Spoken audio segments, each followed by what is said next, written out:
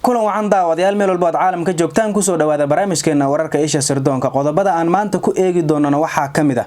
banaanbaxyo iska soo horjeeda oo iminka ka socda magaalada Muqdisho ee caasimada Soomaaliya hogaamiyaha afgambidoonka Khalifa Haftar oo taageero weydiistay madaxweynaha kaligii taliyaha ee dalka Masar James Iswam safiirka qaramada midoobay ee Soomaaliya oo fariin taageero ah u diray xildhibaanada baarlamaanka Soomaaliya iyo caalamka oo ka yaaban awoodda daroonada Turkiga uu sameeyo qodobada iyo kuwa kale oo Soomaalida iyo caalamkaba ku saabsan ayaad ku daawan doontaan barnaamijkeena wararka isha sirdoonka daawasho wacan dalalka Syria iyo Liibiya waxa uu wacdaro ka dhigaya oo Turkigu intii kale uga tagay adeegsiga dayuuradaha iswada ee isagu uu sameeyo hogaamiye kooxeedka Khalifa Haftar oo ay gadaal ka taagan yihiin Imaaraadka Sacuudiga Masar Raashka iyo Faransiiska ayaa muddo gacanta ku hayay caasimada labaad ee Benghazi bishii Abriil ee sanadkii 2019 ayuu haweystay in uu wada qabsado guud ahaan dalka Liibiya isagoo ku duulay magaalada Tripoli oo fadhiisan u ah dawladda caalamka aqoonsan yahay ee GNA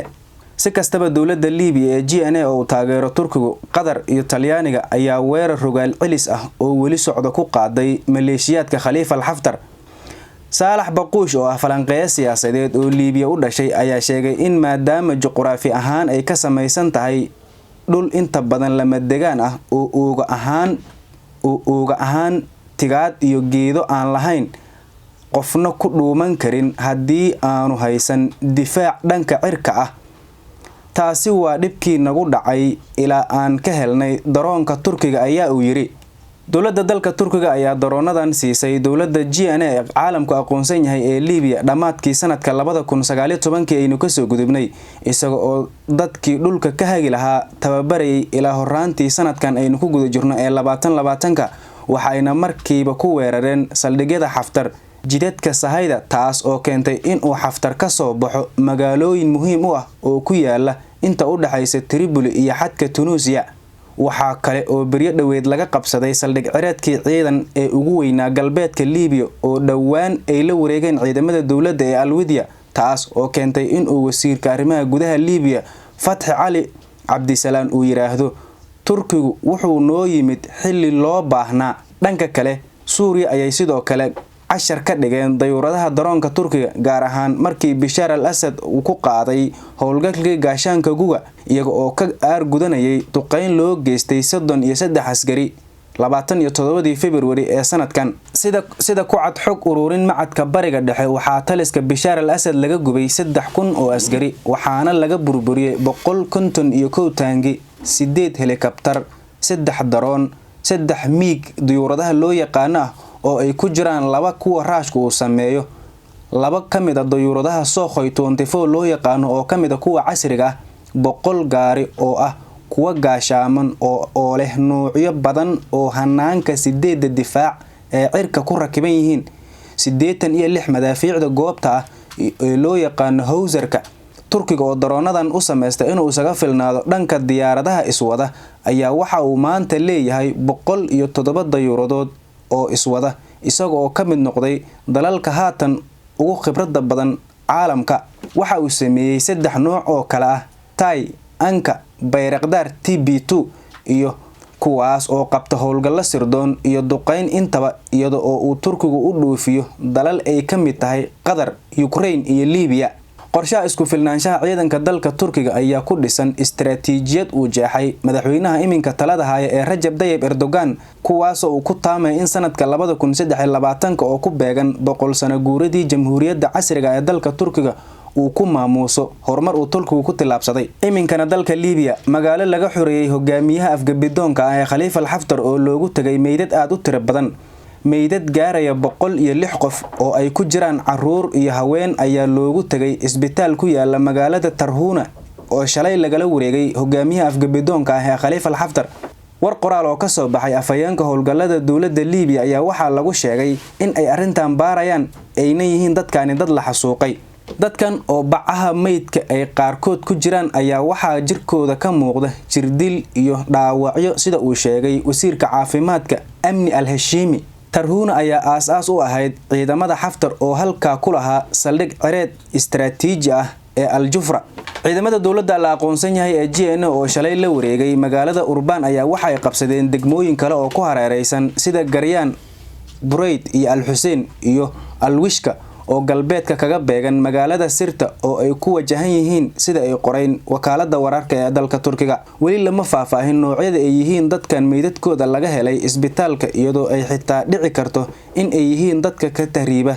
ee Soomaalidu ku jirto oo xubnaha lagala baxay. Khalifa Haftar hogaamiyaha Afgambidoonka ee dalka Liibiya waxa uu taageero weydiistay kaligii taliyaha dalka Masar General Khalifa Haftar oo ciidamo ka amar qaatay isaga ay dagaal culus ka wadaan magaalooyin kamid ah dalka Liibiya ayaa booqasho ku jooga dalka Masar isaga oo kulan gaar ah la qaatay madaxweynaha dalkaasi Masar Abdul Fattah al-Sisi.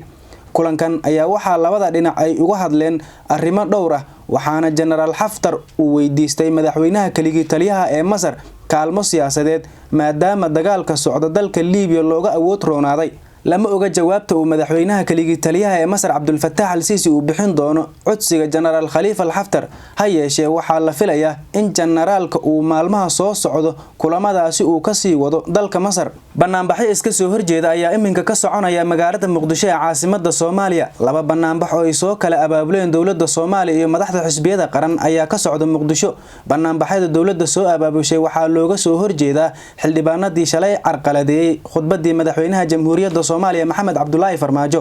waxaana sidoo kale lagu taageerayaa hadalkii madaxweynaha ee ahaa in gobolka Banaadir uu matalaad ku yeesho aqalka sare ee baarlamaanka Jamhuuriyadda Soomaaliya. dhanka kale waxaa qaybo ka tirsan magaalada Muqdisho ka socda banaanbax kale oo ay soo abaabushay madasha xisbiyada qaran waxaana loogu baroor diiqayaa dhaqaatiirtii lagu laayay deegaanka Gololey ee gobolka Shabeellaha Dhexe. gudoomiyaha gobolka Banaadir Cumar Filish ayaa banaanbaxayaasha taageeraya hadalka madaxweynaha kula hadlay dhowr fagaaro oo ay isugu soo baxeen. Cumar Filish ayaana sheegay in dadka reer Muqdisho ay soo dhaweynayaan dalabkii madaxweynaha isla markaana aysan ku qanci doonin maqaamka hooseeya kan maamul goboleedyada kale ee dalka sida uu hadalka u dhigay. si kastaba ha ahaatee ma jiro wax mas'uul ah oo gaaray halka ay ka socdaan banaanbaxyada kale ee looga dhiidhinayo xasuuqii loo geystay dhaqaatiirtii Gololey lagu laayay kuwaas oo xoogiisu uu ka socdo iskaysu 4 jardiino. warar aan la xaqiijin ayaa sheegay in dadka ku banaanbaxaya halkaasi ay soo abaabushay madasha xisbiyada qaran waxayna meelaha qaar ku gubayaan taayiro iyagoo ku qaylinaya